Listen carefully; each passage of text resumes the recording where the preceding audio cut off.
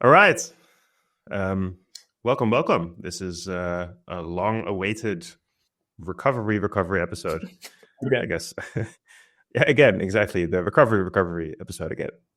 But yeah, no, I think it's a timely episode. We just came out of some interesting conversations about some developments in AI again, which we have on an almost daily basis. I think now with some of the communities that we run, um, building something of myself as well, and I think we just recently had a New Year's reflection and realized this was actually really fun to keep doing. So here we are again, rebooting the reboot of the reboot, and let's see where we go. I think you mentioned just now that you were writing about agents. Is that something you wanna jump into? Otherwise, I definitely have some updates of my own. Yeah. So just to start, thanks for the reboot of the reboot. It's Of the reboot, it's a recurring pattern. Perhaps now with all the agents emerging, we can make more time and space for these recordings as well.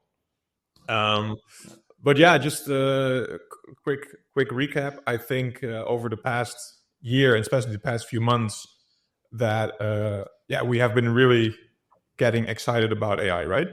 And we started a few WhatsApp groups with some AI topics, and just gathered some people in there, and we just have great discussions. And yeah, basically, I realized I want to go way more, or spend way more of my attention on AI than I currently do. Not just because I think it makes sense from a strategic perspective to focus your energy here, but also because I actually really enjoy it. I love working with it, and it really gives me energy. And from that conversation, we said, hey, let's do the podcast again.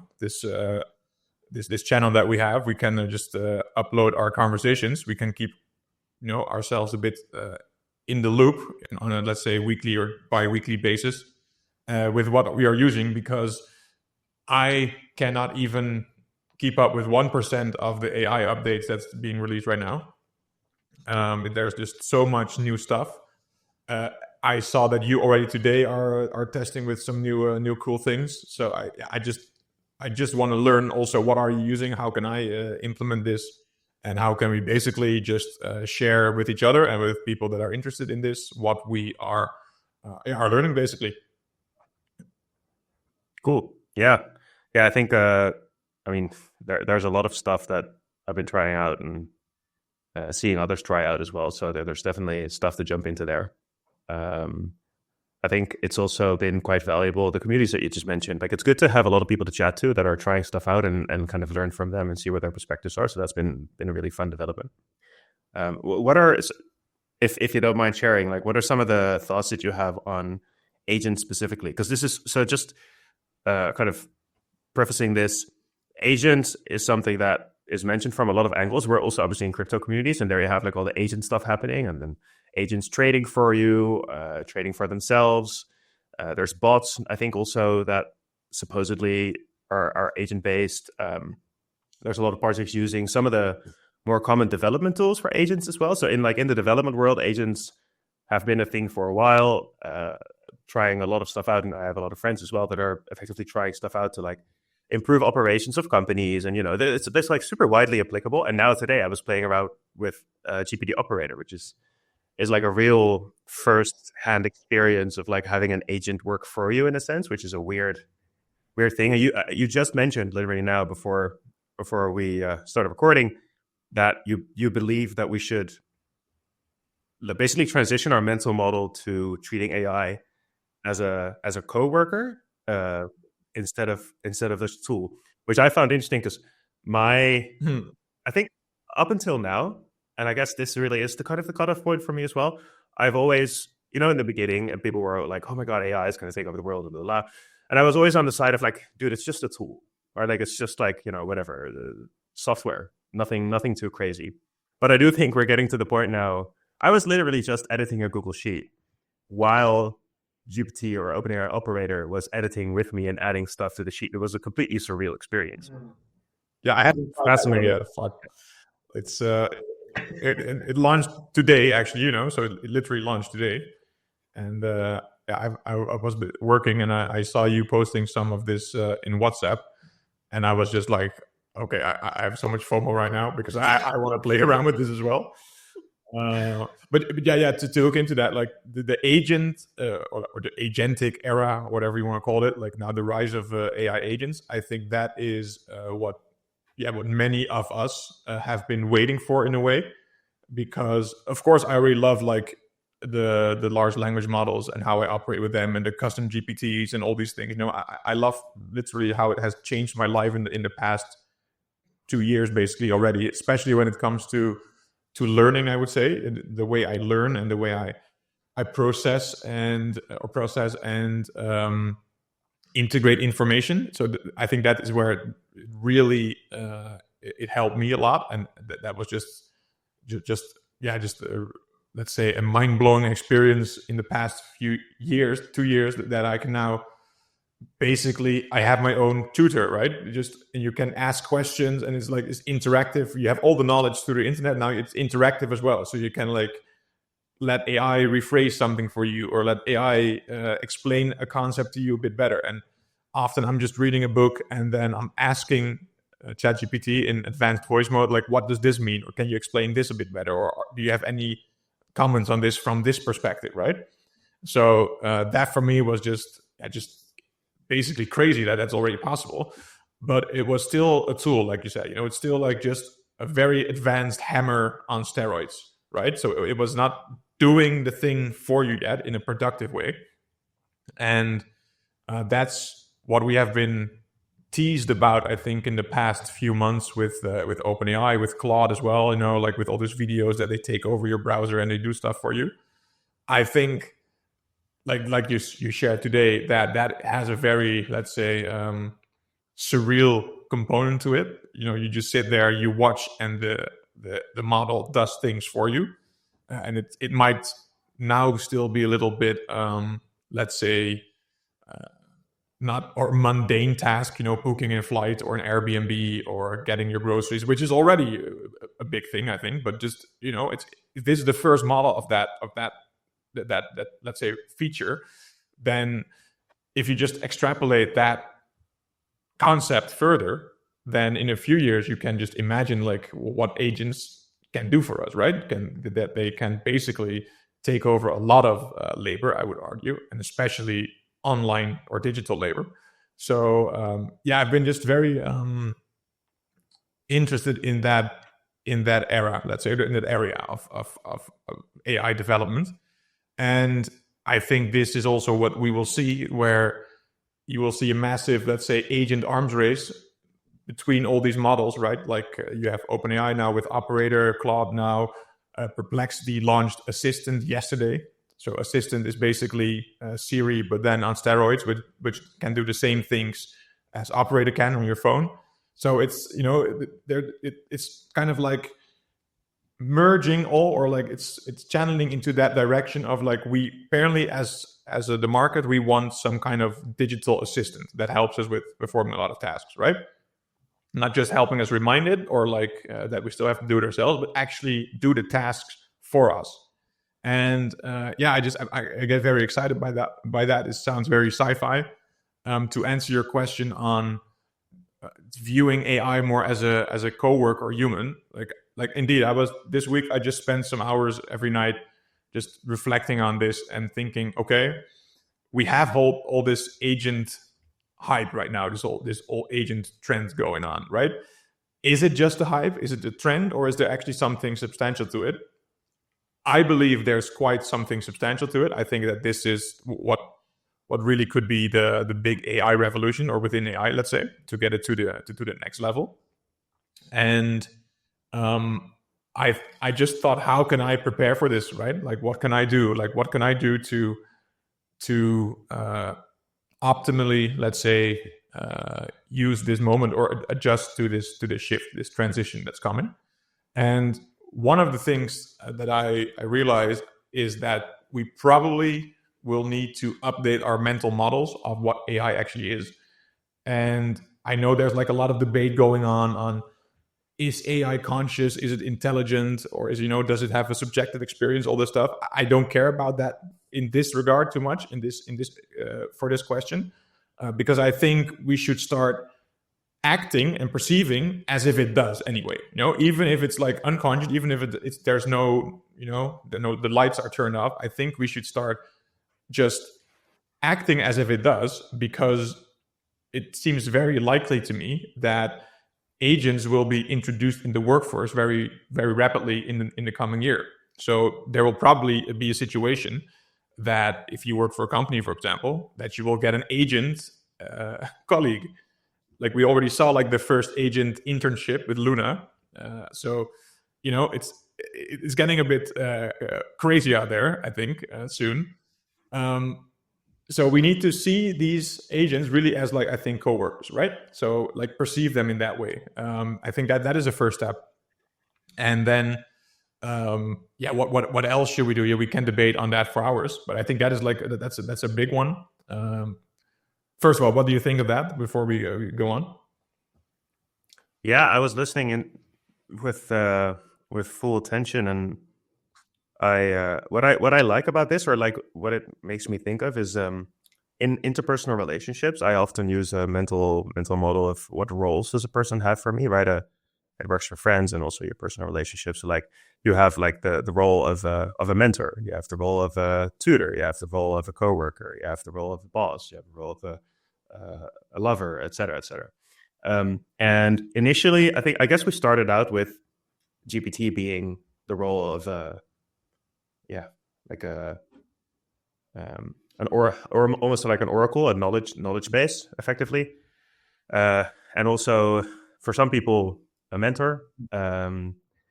For me, also most of the time a tutor is kind of what my role was like. And now you're getting to the point where like it's basically what I'm trying to say is it's expanding roles, right? So obviously you have also the big question around, will it fulfill the role of friend, help people with therapy, sometimes also romantic relationships, which is a potentially questionable thing, considering reproduction and stuff like this. But regardless, within that framework, yeah, it's going to expand roles. And now we're getting to the point that it can start fulfilling coworker. I wonder what will happen when it gets to boss. That's going to be an interesting situation. I haven't thought about it yet, but basically what you said made me think of this. Like, yeah, the hierarchy of roles, it's basically, crawling up quite fast in terms of our productivity hierarchy, or like organizational hierarchies. So yeah, it actually stands to reason that you'll have to adapt your mental model. And it's kind of besides the point whether it's fully conscious or not, right? Like the role it will play in your life will just continue to grow and evolve, and you'll have to adapt. Yeah. Unless, yeah.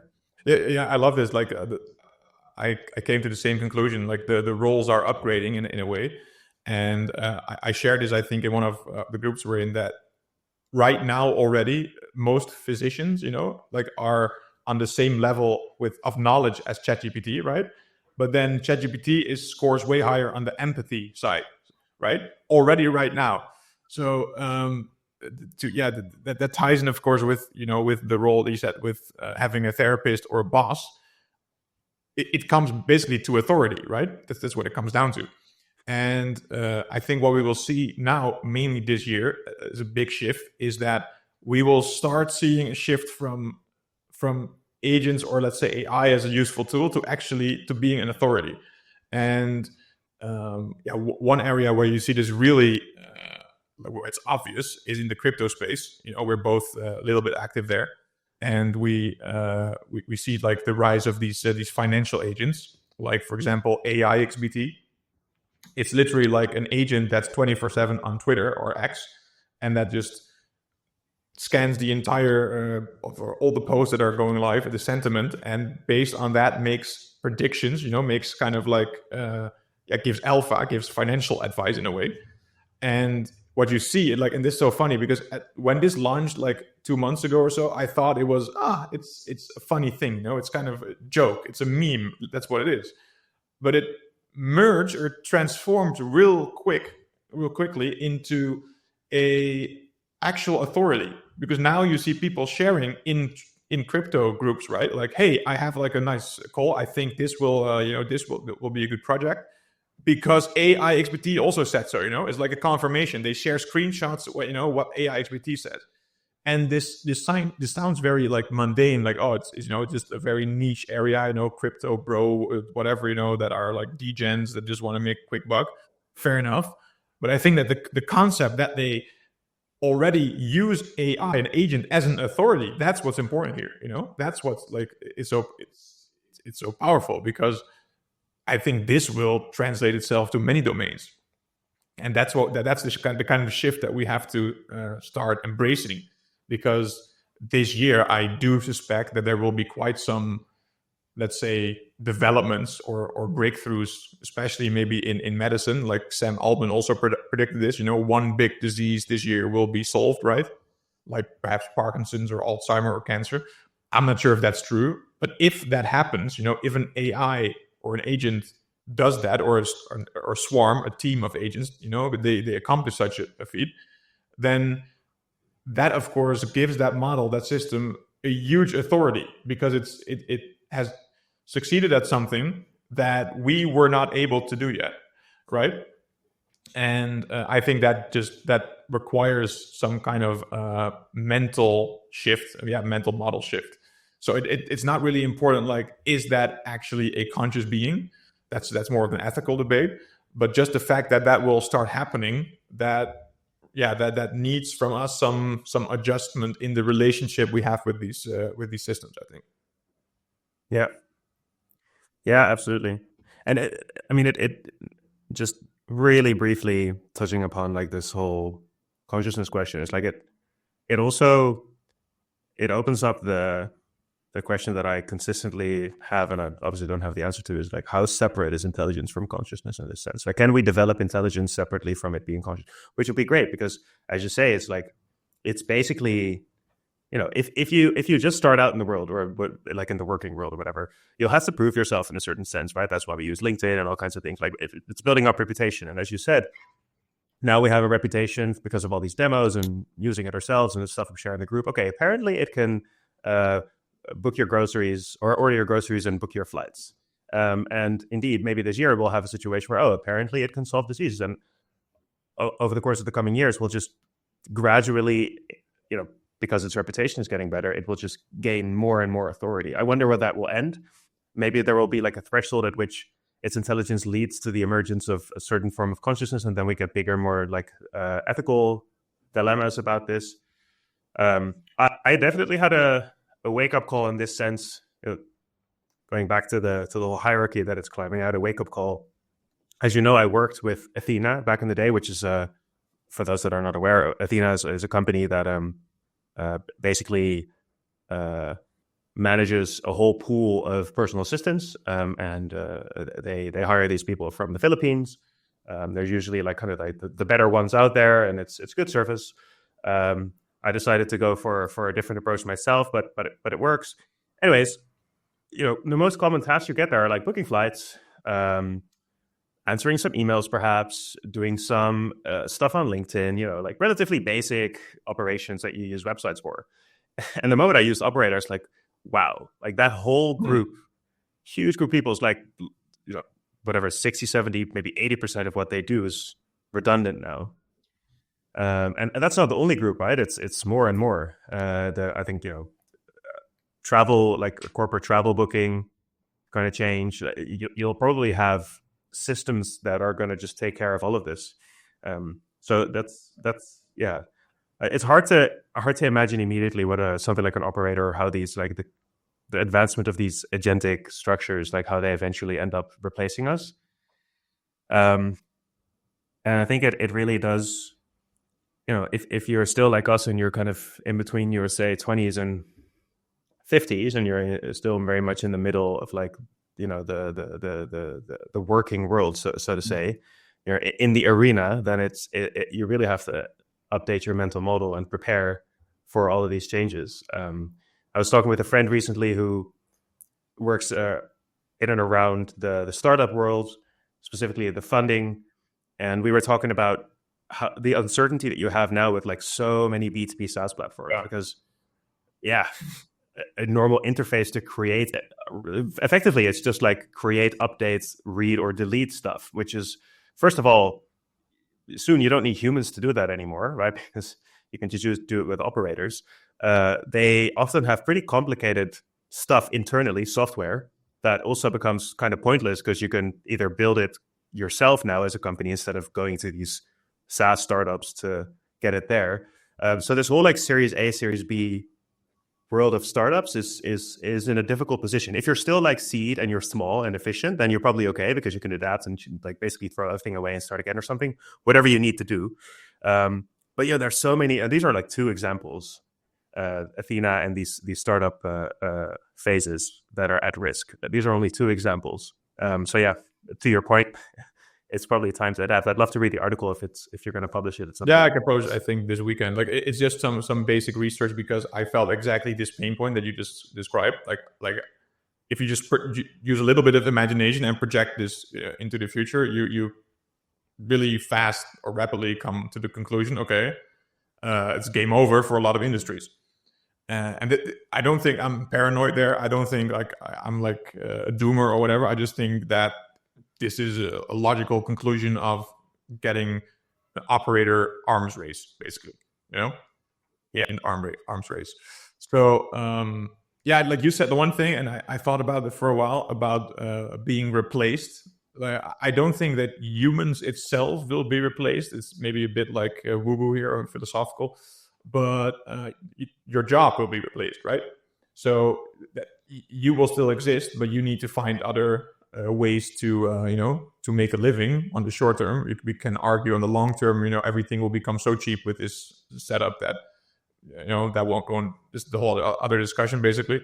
But I think on the short term, it's you definitely in a capitalist system, that optimizes for speed, efficiency, and cost. Your job will probably be replaced if it's purely in the realm that an agent can do it as well. I think that's safe to say. So that is quite rough. That is quite hard. I'm not going to say if I think that is a good or bad thing. Like, I think it's just going to happen. I think we have to be stoic about it. It's going to play out in that way. And because that's the way it is, I think we should adapt to it. And I thought a little bit about, okay, like how can you do that best? I have some ideas, but maybe you can help me spar on that. What I think that will probably be a bit safe is the human to human communication front. Not because agents will not be able to replace humans there. Like I think, like you just said, a therapist or a physician or a psychologist that can be taken over by an agent, technically. I think like you already have like conversations with the ChatGPT, me too, that goes very deep, and we kind of like that. But I still feel need to see someone, a real human to have a conversation with, in that regard. And even with my my doctor, like I upload all my blood work, etc. in ChatGPT, and I ask it for like analyze this, right? And it gives me very good input. But I still want to have that conversation with the real doctor, right?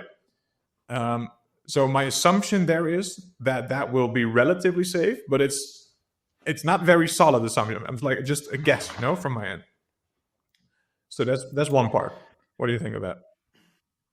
Yeah, it's a good point. I think I have the same tendencies. I actually mentioned I have conversation with GPT as well, but I also have therapy, and I see my interactions with GPT and Claude exactly like you, as primarily supplemental.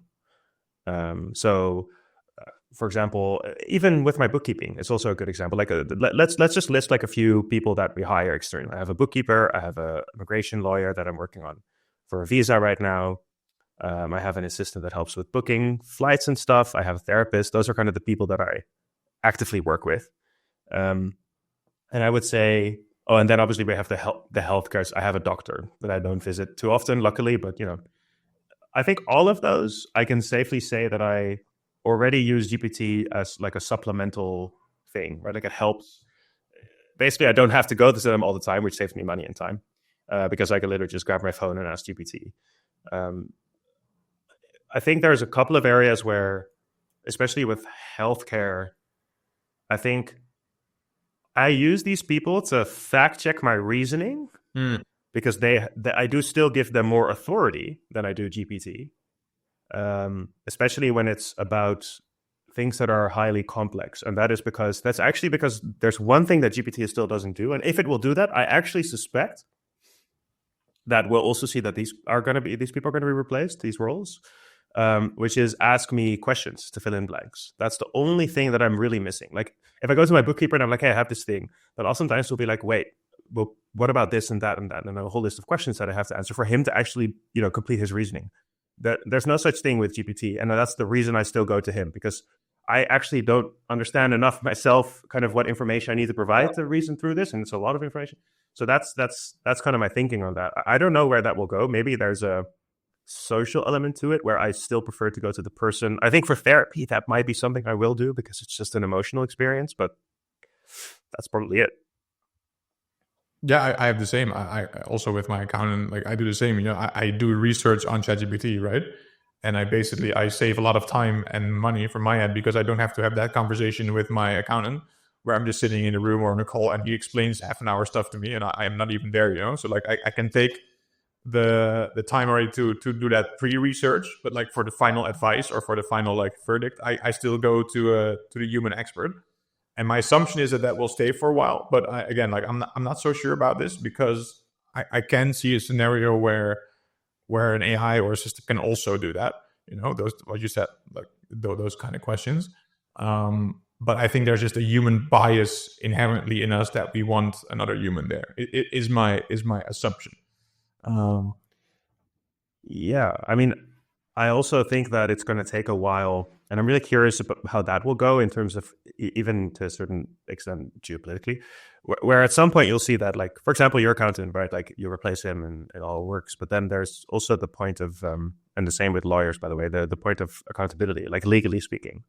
And yeah, I don't know how long it's going to take before we see an AI as something that can be held accountable, and it's also really difficult to decide who or what is going to be accountable. So in that sense, I think your accountant or your lawyer will probably have a role to approve things, but it will be primarily just for that structure to approve these things, and perhaps they will also end up using their own models, but they will still be accountable for how those models are used. But I feel like we'll just have structures that are represented by people that will be held accountable for what models do. Kind of. Yeah, that's the symbiotic relationship there. Like we'll just the accountability structures. Yeah, and another thing that I was thinking about is like, okay, what else is safe? Let's say, I think goods and services again are pretty safe, especially goods, physical goods, to if you have a web shop, in products or whatever. In what I have supplement web shop or microdosing, those kind of things. It's hard to create for an AI, those kind of things out of thin air, right? The actual physical material. I know there is some, thing going on about 3D printing and protein engineering, all this stuff, but that's all very far-fetched and, and very, very niche. But I think if you have some kind of link to the physical world, that is relatively safe, for now, at least. And well, with the caveat there that it will become way easier for many people to set up businesses, because like you said, like in the previous conversation with your app, you feel that for now it's do or die, because in a few years any kid can probably build what you build, like just giving a prompt into ChatGPT, right? That's kind of the same thing where I'm at now. Like, okay, we have a thriving business, nice, goes well, but we have to step up our game, because in a few months, perhaps, or a year or whatever, like the barrier to entry, to create a website, to set up a payment service provider, to create marketing, like to set up marketing channels, all these things, those things will probably be way easier to do, even if you have less technical knowledge about that. So yeah, there will probably be a lot of competition, a lot of competitor increase in quantity in those fields. So that is interesting. I think a lot of people will go to that domain, will shift there. They see like there is still something I can set up, but then still like the actual provider or the farmer or the producer of goods, of products, that is relatively safe, I think. But this is all just speculation, right? But it's kind of like the area in which I'm thinking right now. Yeah, I mean, my sense is that it's pretty accurate. I do think there's two things that I think about that. One is actually more about the capitalistic incentive structures that we have right now, where like, you know, the cost of production of many of these things will go down, like even for physical goods, right? Like your suppliers will optimize their processes and et cetera, and over time that will go down. I sometimes wonder, we haven't always, like we've not often seen productivity increases to this extent. Maybe never to this extent. No. I mean, we'll see where it goes, but I don't think so. Given the capitalistic consensus we have, unless the cost of living or the need for profit of the owners of these businesses also goes down, or somehow by competition they're forced to reduce their prices, I think it could have a lot of big economical consequences, right? Because basically that would mean that the profit margins go higher and higher because the cost of production goes down, and the need for profit stays the same because we're greedy, and cost of living for the people that run these businesses is still the same. And as that's the case, that means that the prices to consumers will stay more or less the same or go up, whereas because they're slowly made redundant, at least a big amount of people, what are they going to be doing? So I think the extent to which we make people redundant or reduce their spending power for a big group of society, even in the physical goods realm, because it's kind of obvious for software, but that's less of a thing because it's not necessarily like, it's not a necessary good, right? Like it's not really necessary to have software. But for like food and to a certain extent supplements, or like going closer to medicine, those things could be essential. I just sometimes worry, like, oh yeah, a lot of people are going to have financial issues because they're going to be made redundant, but the cost of things will not actually go down as much. So what position is a government put in then to deal with that? That is something like just down the road, I do foresee some interesting issues there, where capitalism has helped us create these things, but is it also the best model to help us kind of endure the benefits of these things? Yeah, I don't think so. Doesn't seem like, no. Well, I didn't do very deep research into this, but my intuition is that indeed that capitalism has been great to get us to this point, and that, as you said, like at one point, because capitalism, optimizes for profit, and because everything will get so dirt cheap basically to produce in a way, if this trend continues, you get extreme capital centralization. I think that is just, it seems to be to me at least, to be the most likely outcome here, and that will create a lot of tension and conflict in the short run, I would say. In the short term. On the long term, I think we need an updated systemic framework, and there is some I read some things about this. You have what is it called, fully automated luxury communism. Oh yeah, this. I think I sent you this last year. It was that's basically the thesis in essence is that everything will become so cheap that you will live almost indefinitely, because we have longevity, escape velocity, solve aging, solve all these things, and you can basically just become 500 in the body of a 20-year-old and just do whatever you want. All your self-expressive needs, art, whatever, study.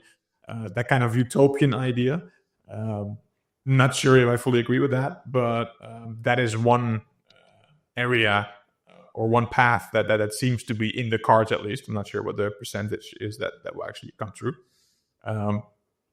But yeah, this becomes a very deep question, right? Like, how is this transition to a new system gonna unfold? What is the new system? Is there even going to be a new system, or is this capitalism going to stay like it is right now, and there's going to be tremendous tension within society? I don't know. The only thing that I do know is that this will not change over the coming 1, 2, or 3 years or so. That will take, I think, a while. So in the meantime, it's probably best to bet on it's probably best to just, first of all, like, to understand these systems and to learn them, to work with them, to communicate with them, right? To adapt how these systems work, these agents. I think that is step one, and then pivot more into an area where there's some future ahead, let's say. Yeah. No, I really align with that reasoning. I think there's going to be a lot of pressure on natural resources. So if all the like, operational things that we do with all the processes basically that we have are going to become so efficient and cheap over time, that the only kind of real bottleneck there is just the availability of natural resources. And unless we have a fully like 100, like, yeah, basically fully globalized economy, um, there's going to be conflict around that too, or at least so much demand, which will eventually translate to either conflict or perhaps another space race or like asteroid mining race, something along those lines to get those resources. Or we have to artificially produce them, which we might be able to do with meat, to pretty short term. I don't know if that's profitable though. But then you get a situation where you have kind of this extreme luxury. Yeah, What is it called again? it's fully automated luxury communism, I believe. Right.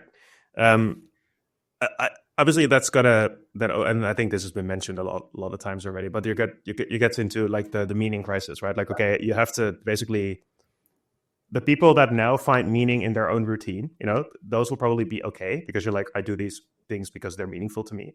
But if you tie your meaning to anything else, basically there's a looming risk of an existential crisis constantly unless you have a mental framework to like help you deal with it. Yeah. Because we're going to become, in a sense, our responsibility is just reduced to near zero in a certain way. I don't know, but that's also what kept me up at night last year. I told you about my existential crisis. Yeah. That was tied to this. It's funny because I now see in our chats like other people having the same moment of deep internal trouble. You were there, so hopefully you can help them through like some book recommendations. I think you dove into Nietzsche and a lot of other.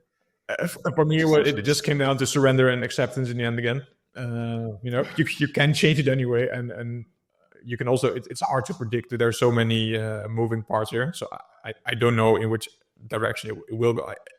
You just make an educated guess. I don't know, but that's that's really like the domain of like, let's say, speculation. Where will it go? How can you adapt? What I'm also actually very interested in, and which maybe even makes me more excited, is working with these tools directly. What's live right now and how we're using it. Of course, that's how we started the channel. Like how we use Notion and how you use Obsidian and all these other apps. That is, it just excites me. I want to learn more about that. So, what have you been using basically in the past few weeks to months that we haven't spoken online? I'm curious. What is right now your biggest tool, let's say, in your tool stack? Right. Let's talk tools. So I'll kind of divide them in two categories. One is personal and one is productivity. Let's say personal work. Work-wise, I code most of the time. So I use GPT and Claude, both of them a lot. I am not a biggest fan of, like, a lot of coders use Cursor, and there's Lovable that is really good, by the way, but unless you're someone that is more like on the product and business side, I don't know if Lovable is that super useful if you're used to all the other development tools.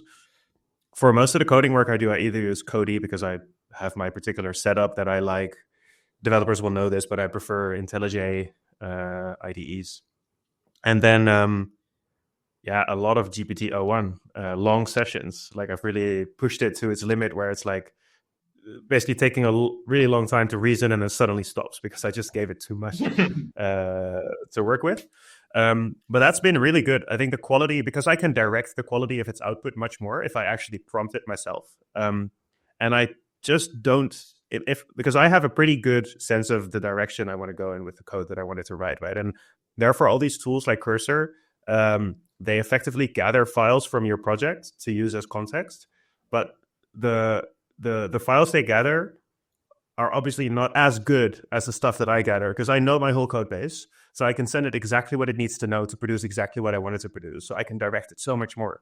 And I think everyone is like, oh my God, Cursor is the best. And I think theoretically, yeah, it's great. But if you have a big code base and you understand this code base yourself, I think actually just using a TP decision is much more productive. Like the quality that it outputs is so much higher for me personally, at least. And O1 is just incredible. So that's one. And GPT operator, obviously, or OpenAI operator, I'm now using it, which is just friggin' insane. Obviously, it's not super advanced yet, so I tried to do a few things. But I've, for example, I've given it a couple of websites of competitors of this app I'm building, which I'll go to in a second. And like, what are the comparisons and maturity and stuff? And it's nice to have an external perspective on this because it's basically thinking as an individual or reasoning as an individual. So it will say like, oh, this is a little bit less mature. Your product is less mature than theirs in these ways. And that's quite interesting. But how do you do that? Like it goes to the website and it checks then. Yeah, I just tell it, go to my website, go to their website, compare them based on these things. And then it's nice because it can, and of course it can already do that. But I think the quality of its output based on websites might be higher in operator than it is if you just paste it in 4.0. Okay. So I'm yet to compare these two because 4.0 can technically also visit websites and give you differences, but I've never really had the feeling that it was super good quality. And I feel like operator is better at this. Okay. Then you can use it for like LinkedIn outreach. So if I have a list of people that I'm building in a particular category, I can say like, hey, here's my LinkedIn, go figure this out on LinkedIn. And then it will ask me like, hey, you need a login here. Can you give me control? Can you take over control? And then I'll take over control, fill in my password, login. And it actually saves your login information, right? So in the future, I can just ask it to open LinkedIn. And what killed on? Thing. Impersonation. Yeah. I check their policies. What's obviously the first thing they say. They're like, don't use it to impersonate or mislead people, which is going to be, I mean, for sure, the quality of information online and most of the stuff on LinkedIn, I don't know if you have this, but I basically assume that most of the outreach, unless it's so clearly personal and really fast replies, when I chat to people, it's just all fake. Yeah, exactly. I'm never on, so I deleted the app. I hate it. Good call. Yeah, probably a good call. Yeah, and then lastly, I'm building my own. So I think we all have kind of personal digital libraries in our pocket. I had some time to myself to figure out what I wanted to build next, started a whole bunch of experiments. Fast forward, I'm building what I believe is, so far from all the apps that I've tried, and obviously because we run this channel, we've tried quite a few. The best application or tool chain, I should say, to remember what you're learning or want to learn, and to also proactively help you in learning new things. And this is a problem I've had for a long time. I'm very self-directed in my learning, have always been, and I look at all the efficiency gains in other areas through LLMs and AI, and I'm like, oh, this whole self-directed learning process, it's cool that I have GPT, but it doesn't understand what I already know, and I want personalized stuff. So I'm building an app and a Chrome extension, everything you need to create like the next generation of self-directed learning tools, which obviously is going to be on the market. But I think I feel I personally have a pretty good understanding of what works there because we've tried a whole lot of them and we've been doing that for years. So that's what I'm using myself as well. So like I basically can save highlights and snippets from anywhere, and I have my daily review. And I go through that. I can follow other people and then save their highlights and snippets into my database. So it has a social element, which I personally really like. And it's just a scratch and these things. There's a few friends that are using it, and they're uploading all their stuff into it as we speak. Some bugs here that I'm fixing, but yeah, it's been really fun, and I feel like it's already helping me learn. So that's nice. Nice. Yeah. So those are kind of the only tools that I'm using. It's like not that many actually. Okay. Okay. What about you? Just ChatGPT and your own app. Yeah, pretty much. Okay. And Claude. What about me? Basically, like I think kind of similar. I just misuse perhaps or abuse ChatGPT to do everything I want, basically. So I also have ChatGPT and I have Claude, and and I tried a little bit with Gemini, but like I always kind of diverge back to ChatGPT, not necessarily because it's the best, because I'm just used to the interface most, and I think it's just the most intuitive interface. That for me is like, it's insane how much that is the majority or the main reason why I use it, because it's not. Here's the thing: the thing that we don't, that we don't really know which is the best model, right? We have the discussion, like I like Claude better, or I like ChatGPT better. The fact that we have that discussion, that already shows that they're very close, right? So I don't think that right now there's like one very dominant model, except for O3 perhaps, but it's of course not public. So I basically use ChatGPT for a lot. The new projects function I'm playing around a bit with, because I'm not sure if it's the same as the custom GPT function, but you can give some some pre-prompts, so you can give some information, that kind of stuff. But it seems to respond to me a bit differently than when I build a custom GPT. So I want to play around with that a bit. But basically, I have 2 custom GPTs that I use for everything. It's either it's for knowledge learning, for knowledge gathering and just integrating. So I have a conversation on the go with my advanced voice mode with that custom GPT, and it kind of knows already, what's in there, what has been prompted before.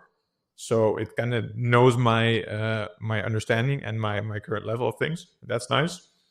And then I have like this business mentor, basically, just our life mentor, which I feed with information, and then I just basically just upload all my journal prompts or just my journal entries from the week, upload it, and then it gives feedback. And that's been really cool. I have to say that's really cool.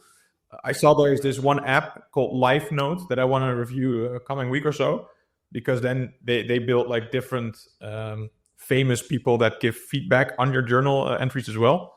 So Carl Jung, for example, or Steve Jobs or whatever. I don't know.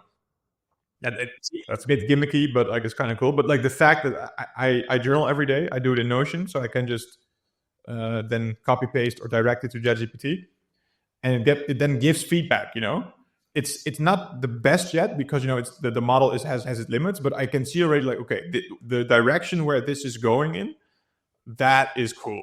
It's like you have basically your own personal tutor, mentor, and coach all in one, and it really like it really steers you, or gives you some valuable insights that you were blind to yourself. So I love that.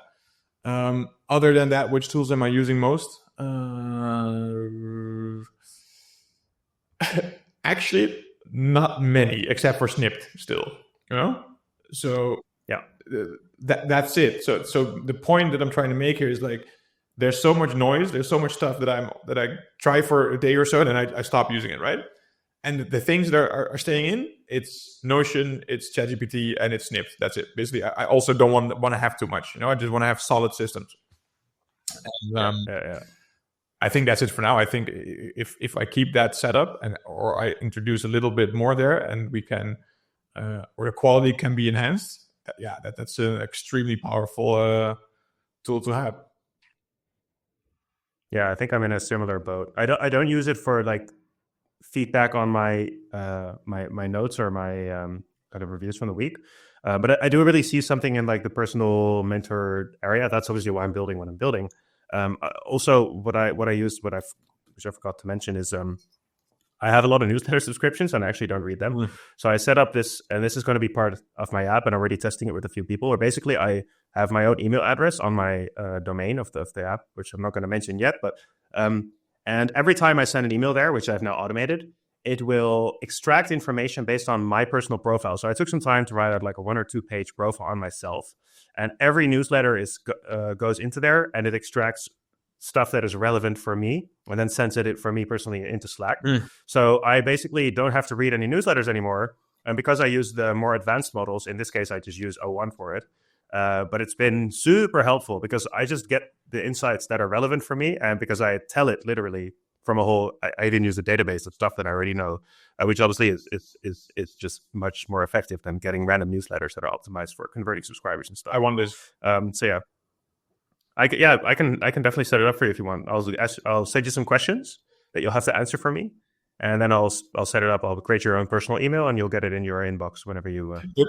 I had this. I journaled on this like I think a few days ago. I was walking, in the morning, and then I often do a voice journal, right?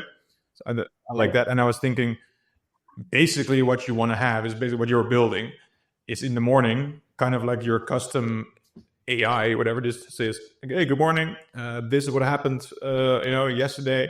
Here's what's relevant for you today. Blah blah blah. Just an assistant in that sense, but that takes everything into consideration. Basically, like news, Yeah.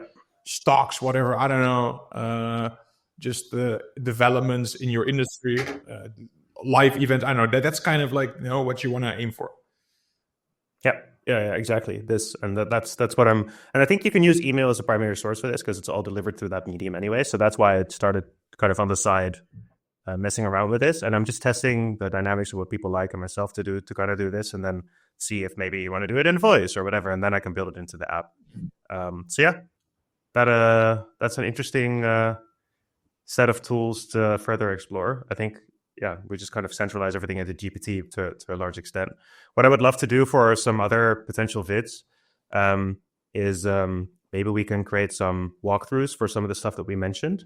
I'd love to do some specific tasks in Operator, for example, eventually later down the line, maybe show some stuff in the app that I'm building, but also other workflows that are very specific. But we've always kind of done that. And I think I benefit a lot from the specific workflows you have and other people on YouTube. So maybe that's a nice thing that we can share. And your article, of course. Yeah, it sounds good. Like I'm also looking forward to this to do this more. To prime myself a bit more to research these agents. That was one of the things in my article. I will publish it this weekend. One conclusion there, or one insight is that there is so incredibly much leverage with these agents right now. It's such an huge leverage opportunity, because if your agent is just 1% better than your competitor's agent, let's say, if you want to do a comparison there, then because the agent is 24/7 live, the output will be exponentially better as well. And because you're now relatively early in the agent space, because Operator was launched literally today. So if you master this now, you already had like such a head start, right? So it seems that leverage becomes like the main concept here to grasp, and therefore you need to, or you must just be very in tune with these agents, with these systems, what's live, what's working best, and to constantly also update and tweak them a bit. Yeah, fully agree with that. Yeah, you'll have to adapt to the latest all the time, including the agents that you might be able to get to work for you. Adapt all the time, like nice. Ultra founder mode in the arena. Ultra agent mode. Cool. All right. I think this is a good time to round off. Yeah. I'm already late for another call, but it was a great chat. I think I'd love to, maybe in a couple of weeks' time, we'll just do this at some like recurrence and then see how our kind of workflows and thoughts have developed, because there's a lot happening anyway. So cool, man. Later. Cheers.